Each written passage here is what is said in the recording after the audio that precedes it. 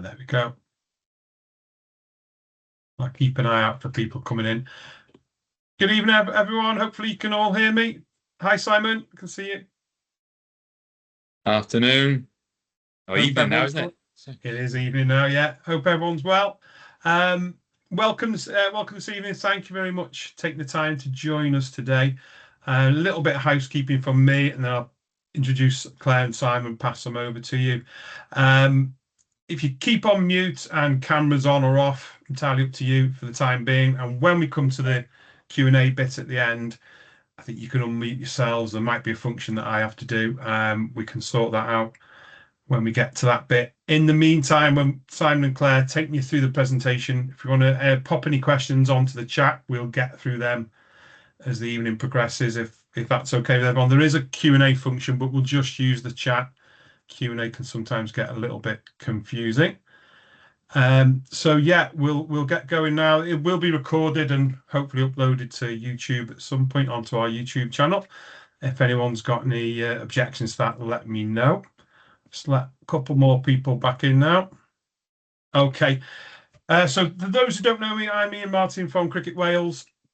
It's great to see so many people from different clubs on the call. Thanks very much for taking the time and effort to come and have a look. So the aim of the session is just to give you a bit of an introduction to the Sport Wales Foundation framework and what that means to clubs and coaches and how that can help your club operate on a day-to-day basis. So I'll pass you over to Claire Roberts and Simon Jones from Sport Wales. They're going to take you through a bit of a presentation of the foundation frameworks, and then we'll leave a little bit of time towards the end for any engagement and Q&As that you may have. That's okay, Claire, Simon? Thank you. So my name is Claire Roberts, and I am the Foundation and Participation Lead for Sport Wales, and I'll let Simon introduce himself as well. Hi, I'm Simon Jones, and I am the Coaching Development Officer for Sport Wales. So it's lovely to see lots of people on the call this morning. This evening. Even though I can't see some faces, hopefully at the end, if you want to pop some cameras on, that would be great.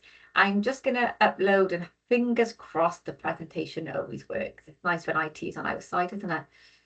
And fingers crossed this will work straight away.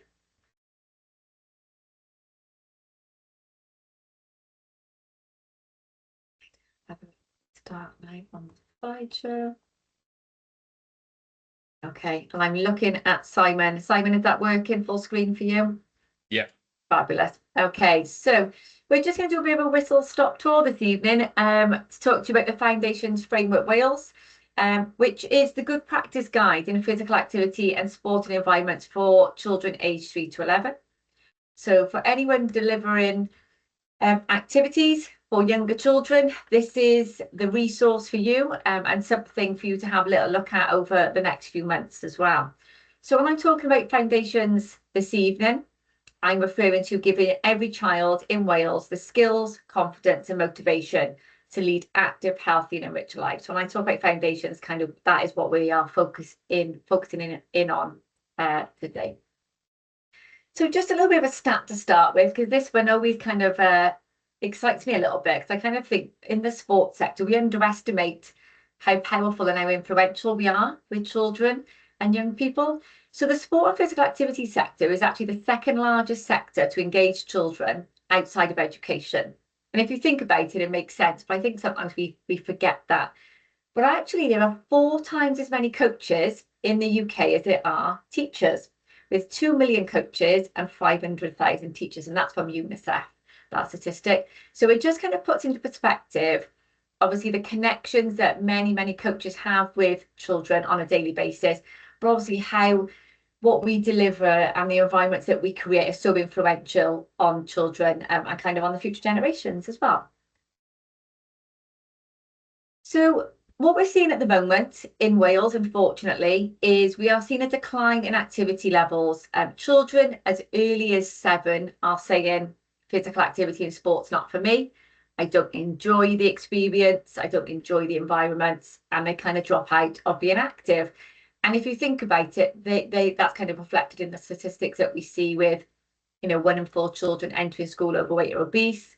Our sedentary kind of levels in Wales are continually, unfortunately, getting worse.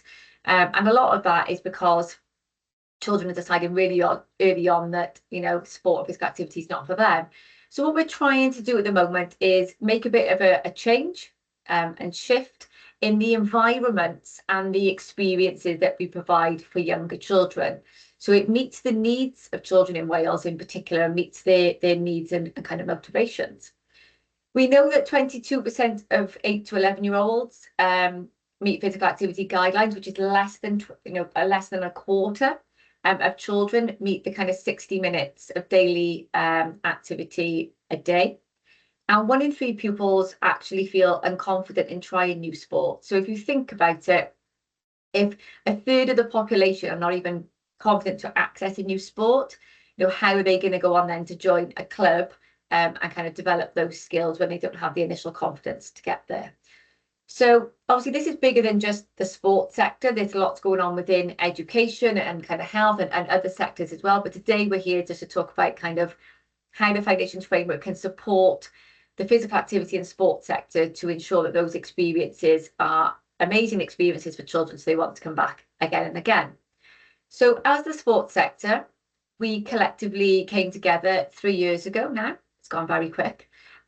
With many, many partners, actually over 35 different partners. And there was a call to action to say we want to create a framework.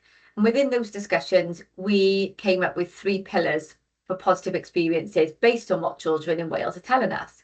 So the first one was safety and belonging. The second one was enjoyment and involvement. And the third one was development and confidence. So as I said, the Foundations Framework Wales is the good practice guide for anyone working with children aged 3 to 11 years. You might think, why are we stopping at 11? What children want from their physical activity and sport and experiences doesn't stop at 11. We've kind of catered for the primary age children at the moment. And if Simon gets his way, I'll be developing a participation framework at some point in the future as well. But we're starting with Foundations to make sure we give the good building blocks for children to go on and have great experiences. So the framework is applicable across a variety of settings, including extracurricular clubs, community clubs, and grassroots community sessions.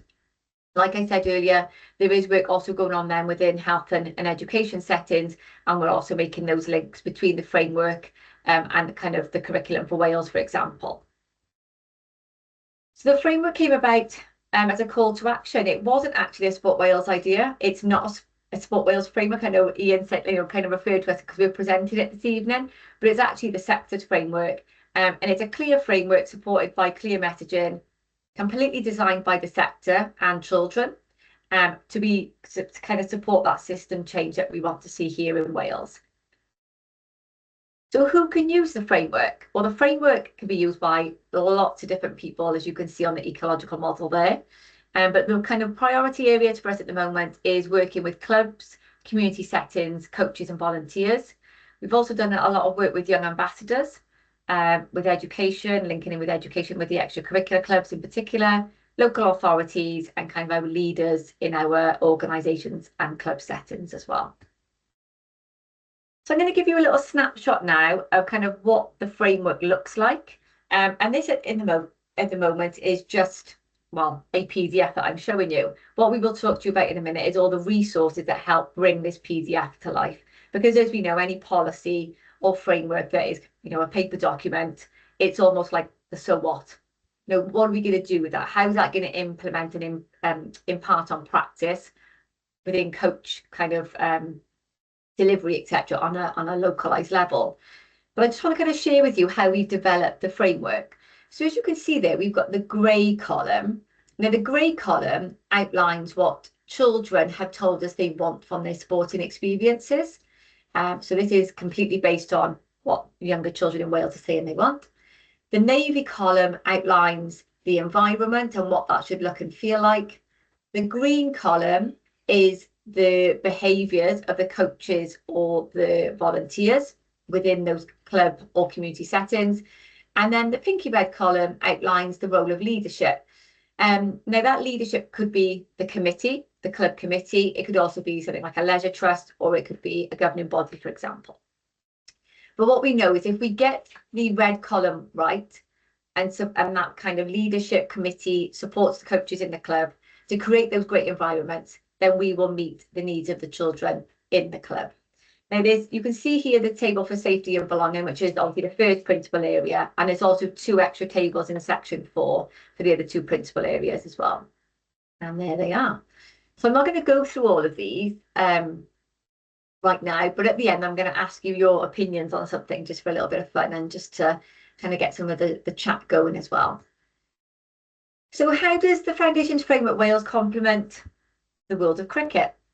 Well, it actually aligns to the UN Convention of the Rights of the Child. And as you could see earlier, I have been linking with UNICEF as well. But the Rights of the Child is built into the Foundations Framework Wales. So for anyone who's based within education in Wales, or maybe a teacher on the call, you will obviously know the Rights of the Child is quite a prominent thing within education.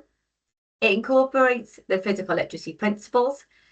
It's kind of aligned to the national ECB programme for All Stars and Dynamos. It's not something different. You know, the All Stars and Dynamos programme is such an inclusive and fun programme. It almost, you know, puts a bit of a spotlight and kind of highlights what that environment within the framework is kind of emphasising. It aligns to play their way in the chance to shine principles in terms of that kind of fun, skill-based development.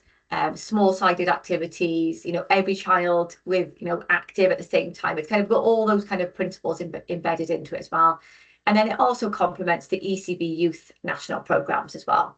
But what the framework does is it highlights what the Voices of Children in Wales want. And we really focus in on making sure that it is a reflection of Welsh children and Welsh settings across North, West, Mid, Central, South and the active Gwent area as well. So how do we turn a framework into practice? Now, this is the million-dollar question, and probably always the hardest thing to do is, you know, we've got, you know, an ambition. We want to change what we're seeing on a kind of grassroots level. We want more children accessing cricket provision and other sporting provision. But actually, how are we going to turn this into practice? And I'm going to hand over to Simon now just to talk through a few of the resources that we have brought to life. And I will come in with the Foundations 360 tool as well, Simon. I'm going to hand over to you. Brilliant. Hello. So what we thought, we basically got a lot of what's it called, coaching leads from different national governing bodies together.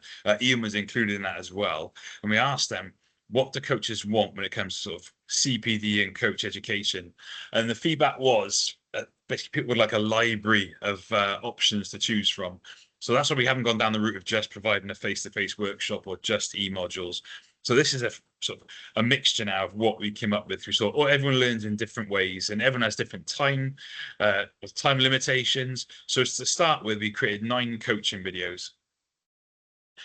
Those coaching videos are all linked to the Foundations framework, and they're about 2 minutes long each. So you can sit there on your phone, if on the sofa, have a look at the videos, and they bring to life what the Foundations framework is about. So, for example, the 3 of the videos are based on being approachable and friendly and what that looks like from a coach.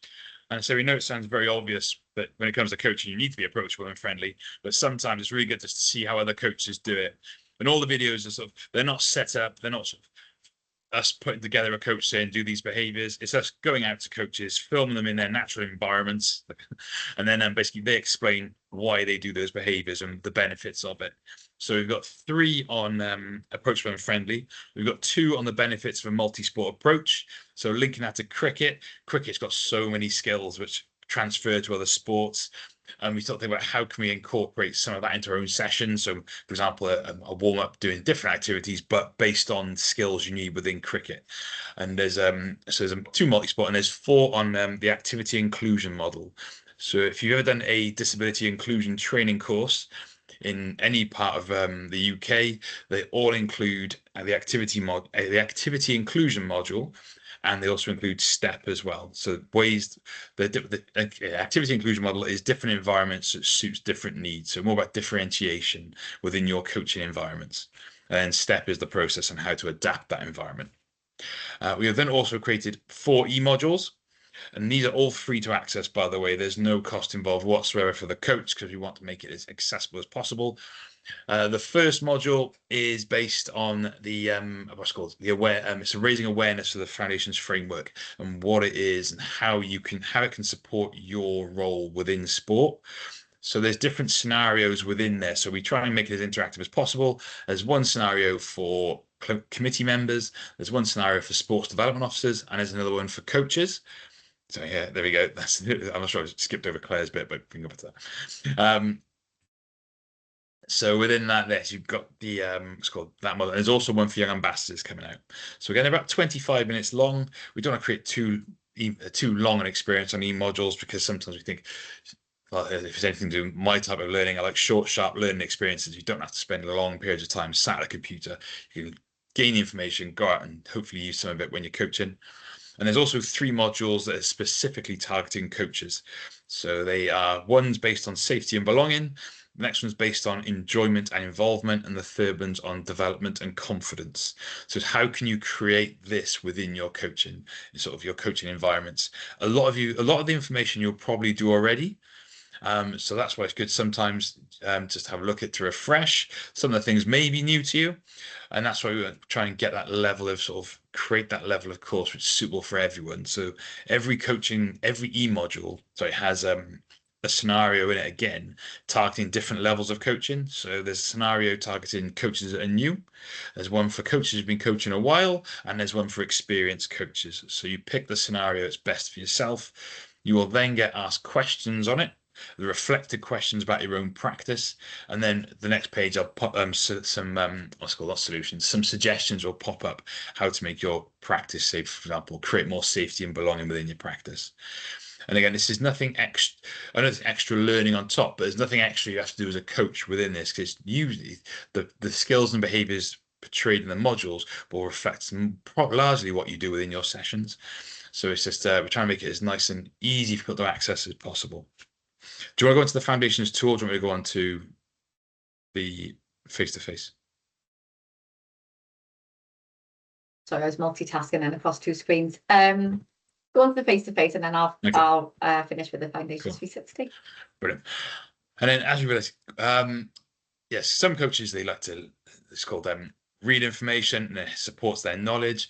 But we've given quite a wide, we've done the videos, done the e-modules, we've also done a face-to-face course. This is again just to try and help you use the content that you've learned on the e-modules and the videos and put into practice within a face-to-face environment. You get the chance to ask questions to the tutor, coaching is all about robbing ideas off other people, so you can rob ideas of other coaches within that coaching environment, and that's why we've done that. So the face-to-face course is again largely what the foundations framework is, but how we can put it into practice. And it's a great way to try and pull ideas from people and think, how have they used the information from the e-modules and how can they put it into their own practice to create those environments where children feel safe, they feel that they're enjoying it, and they're developing. So that's the sort of the offer we have. And I said all of it is free to access for coaches. There will either be a tab on the foundations framework website that people can click on and register and get those modules free, or in the meantime we can share an email address where you can contact us and we can set you up on the system and you can have a login and you can go and access it.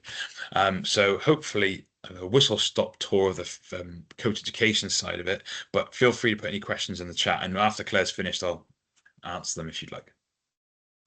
Thank you, Simon. And just to make you all aware, so Simon's literally just dashed in the house from being out working most of the day, and then obviously an event and come home. So just thank you to Simon for getting in the house really quickly and jumping online and going through the e-modules there as well. But obviously the e-modules are fantastic. They help build on top of your existing knowledge. And obviously know that the ECB training is fantastic training from being involved in the world of cricket myself. It's good training, but this is additional CPD just to kind of help coaches focus in on further considering the environments that we create and the experiences we create, especially for our younger cricketers. And they're free to access. And Simon in a minute will pop in the chat the link to the Foundations Framework webpage, and then we'll also pop in the link to the Brightspace platform as well for anyone who wants to have a little look at those. And like Simon said, they're 20 minutes, they're short and sharp, and they can support your CPD. For each e-module, that you complete, you get a badge, and if you complete all 4 of them, which will take you just over an hour, you will get a certificate then to download as well, which is always great for additional ability PD. The last thing I'm going to speak to you about then is the Foundations 360 Club Reflection tool. But before I go into that, I just want to plant a little seed in your head to get you thinking. So once I finish going through the Foundations 360, I'm going to ask you to pop something in the chat. So the question I'm going to ask you to think about is, what do you think is the most important element for children when accessing sport and physical activity? So why do they access sport and physical activity, and what is the most important thing for them? So just have a little think about that just while I'm going through the Foundations 360, and then when I finish, we'll pop some of the answers that you think in the chat, and myself and Simon will give you a little bit of insight into what the children in Wales have told us recently. Okay, so I'm just going to move on to the Foundations 360. So the Foundations 360 is probably the resource that's going to help us bring to life the Foundations Framework Wales. It's an interactive club reflection tool, free of charge, no evidence needed to upload. It is purely a reflection tool. It's hosted on the Brightspace platform, quite, easy to access. We can sign up any clubs that kind of want to start to look at the environments that they provide for younger children. And what's really lovely about the Foundations 360 and how it complements the Foundations Framework Wales is it's got those different levels.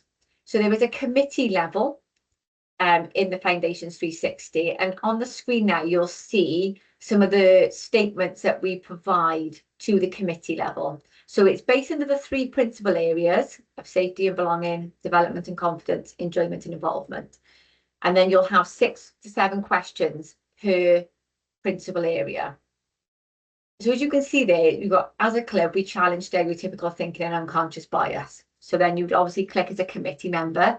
Yes, this describes our club accurately most of the time, some of the time. We've just started thinking about this, or none of these are in practice. We then also ask coaches in your club to complete similar, respond to similar statements as well. So you've got the committee level, you've got the coaches level, and then you've also got, so I haven't got on the screen right now, but Ian will have access to the resource pack in the next 48 hours. We have a child level where we gain the input from children using emojis. So the children will respond to the statement, and they're really simple, short statements for the younger children. And they will click by either using a traffic light system or an emoji to kind of respond to their answer. What else is in the resource pack is lots of fun activities that you could utilize to gather that insight from children in your club to really understand how they feel in your setting. One thing that's been suggested by the Youth Sport Trust as well, which was a really great suggestion, was actually utilizing older members of your club, as in like older young people, so like your 16, maybe 15, 16-year-olds, to support the younger children in gathering that insight as well. So if they needed a little bit of help kind of going through the statements or knowing kind of which emoji means what, your older cricketers could support the younger children in that space as well. And that's all in a resource pack that's due to come out shortly. But once those 3 levels are complete, what you will then have is a radar graph. You'll have a committee radar graph, which will show your strengths and based on what the committee have inputted. And as you can see on the screen there, the further out on the radar graph you are, in terms of the colour, the stronger you are in that area. So the green is the strongest area here, and the navy is the areas that they need to work on as a committee. You'll then also have a similar radar graph. Well, it'll be set up the same, but obviously it might look slightly different with the colours kind of land, for your coaches and your participants. But what it allows you to do then as a committee is compare what the committee think the environment of the club is compared to what the coaches and the participants think the environment looks and feels like. And you can make the comparisons then to kind of look at, well, actually, do we need to work on this area within the club? And if we do, can we maybe build that in then to a development plan? So The Foundations 360 is a simple and flexible, all-encompassing tool for self-reflection, which requires input from the committee members, your coaches and volunteers, and your participants and your younger cricketers. It supports in maintaining high standards aligned to the needs and motivations of children in Wales and gathering their insights into how they feel when they're at your club. It allows children in your club to have a voice and for that voice to be listened to. It can improve the club environment and cultures, which in turn can support the retention and growth of members in your club. And then hopefully it can then support your club development plan if you've got one of those in place, or if that's something you're thinking about in the future as well. So our ask to clubs, before I come back to my question, is to just firstly reflect on the amazing work that takes place in your clubs already, because we know there is some fantastic work taking place. I know the All Stars and the Dynamos programme, will be on the horizon before we know it. And those are always exciting evenings during the summer as well, where we have lots of smiley faces. But also consider any areas for future development. So if you've got an under-9s or an under-11 team, are we considering the voices of those participants in your planning and reflection as a club? Utilise the Foundations 360 on an annual basis to highlight some of these areas and kind of show where your strengths are, but also maybe consider where, in the next year, you might want to focus some of your attention. And share the email drills and the coaching videos, which again are all free of charge, with your fellow coaches and volunteers in your club, for those who might want to expand on some of their knowledge and CPD, and especially for your coaches of your younger children. So I'm going to stop sharing now. Before we answer any questions, what I would like you to do is, if you could possibly pop into the chat what you think is the most important, I say thing, that sounds horrible, important area for children when they come to a club setting. So what is the most important thing? I can see Melissa's typing. She's obviously doing her work in the background.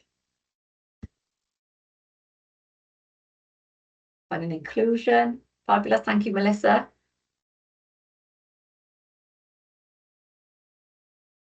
Belonging.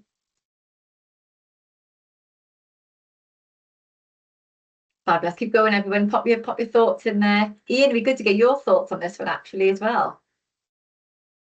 I think, just while I'm at it, everyone's camera and microphone have been enabled, so feel free to come off mute and we'll have a chat in a minute now. If anyone has got any questions. Friendly faces, absolutely. See Tony and Mike are typing as well, but no answer is a wrong answer in this one. Well, there is kind of a wrong answer. There's not wrong answers, but we're going to tell you what the children in Wales have told us, which is always a little bit surprising. This is why I share this with everyone. I always leave two little golden nuggets with everybody. Absolutely, Tony, belonging. Yeah. Okay. So if anyone else wants to pop anything in the chat, please feel free. So two little golden nuggets to leave you with today. So the first one, in response to the question that I posed, myself and Simon have conducted a huge amount of research with children across Wales. And we do this activity called the Diamond 9 ranking, where we give them 9 different statements based on like safety and belonging, enjoyment. It could be a range of equipment that they need access to, having fun with my friends. And something that really, really surprised myself and Simon, from going around various different groups in Wales, North Wales, West Wales, South Wales, was that the children kept saying feeling safe was the most important thing, which surprised us because we thought they were all going to go with fun, having fun. But actually feeling safe for children at the moment is a huge priority. And when I kind of asked a little bit more, like, what does that mean? A lot of them were kind of saying, we want to feel like we're in an environment where the coach or the adults there are not gonna, we're not in any way going to be harmed. I think there's a little bit more to it than that. And we're going to do a little bit of research into this space to kind of figure out exactly what that means. But it was just a really interesting point that kept coming up over and over again. But it's just something for you to think about. And then the other thing that was quite interesting, when we first developed this framework, obviously as adults in the sports sector and with over 35 different partners, we came together and kind of thought, right, enjoyment and engagement. So, you know, kind of came up with the terminology. And we went out and tested the terminology and tested kind of what was in the framework with children to make sure it aligned with what they wanted. And the word engagement, children don't understand. Children actually think of the word engagement as their mum and dad are going to get married. They don't think of it as engaging in sport. So the word involve for them was a lot more powerful because they want to feel involved, feel a sense of the belonging as well. So just something interesting that kind of chimed with us when we were going through this process is how adult language means something completely different to children, and how sometimes we've got to check how the language that we use resonates with what kind of children want and what their understanding is of that. But that is the Foundations Framework in a nutshell, a very quick whistle-stop tour. I'm sure Ian will share more with you, but it'd be great to get any questions and thoughts on the screen. So if you want to turn any cameras on or pose any questions in the chat or even just come off mute and kind of ask a question, please feel free.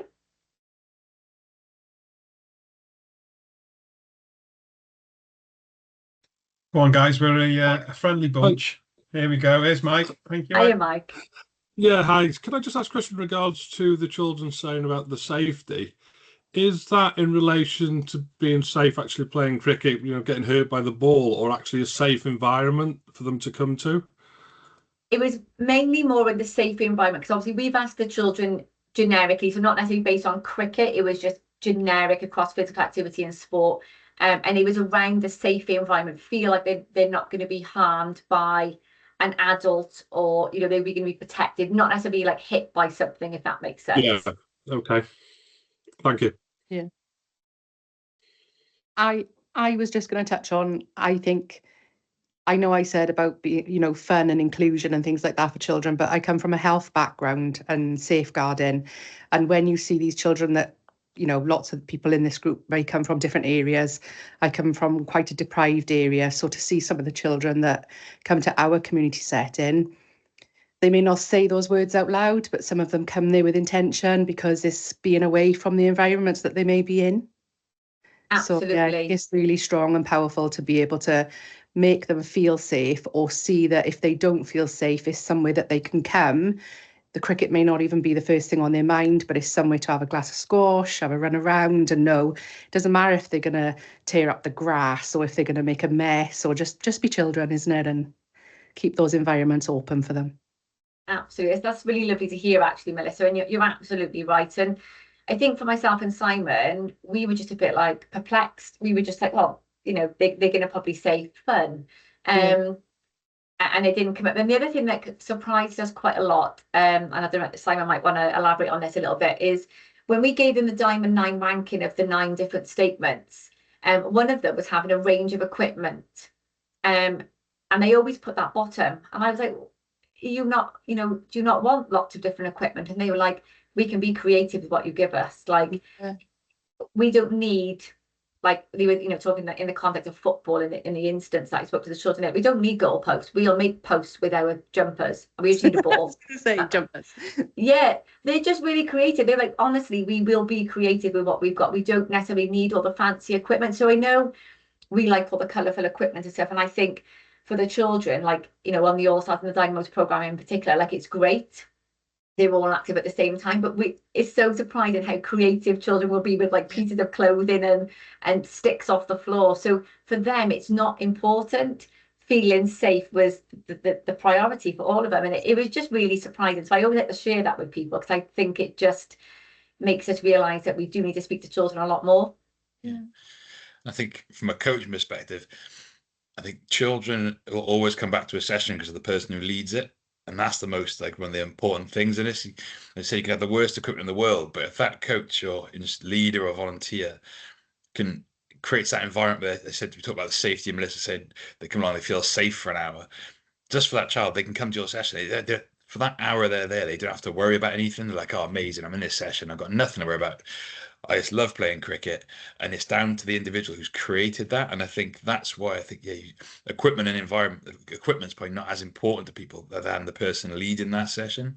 And if you can get those things right, then obviously you'll have, well, the All Stars project gets loads of numbers, doesn't it?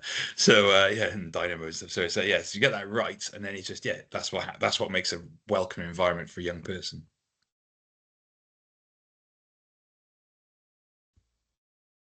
Over to you, Bill. Ian. I've killed the buzz there. Sorry. Not at all. Fantastic, Simon. Sort of the one message I want to get across is that this isn't another thing that you have to do as a club or as a coach. This isn't mandatory. Club Mark may be coming back onto the horizon in 2027, which may be a little bit mandatory, maybe not. We're still not sure ourselves at the moment. And this will feed into. We've had discussions with ECB and how this fits in with the national programmes.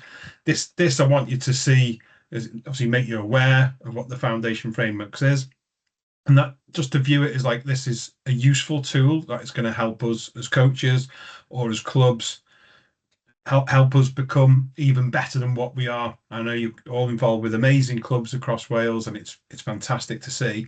But this is like another resource, another tool to complement your already great club. So don't see this as, oh, well, this is another thing we have to do. No, this is here to help you if you want the help.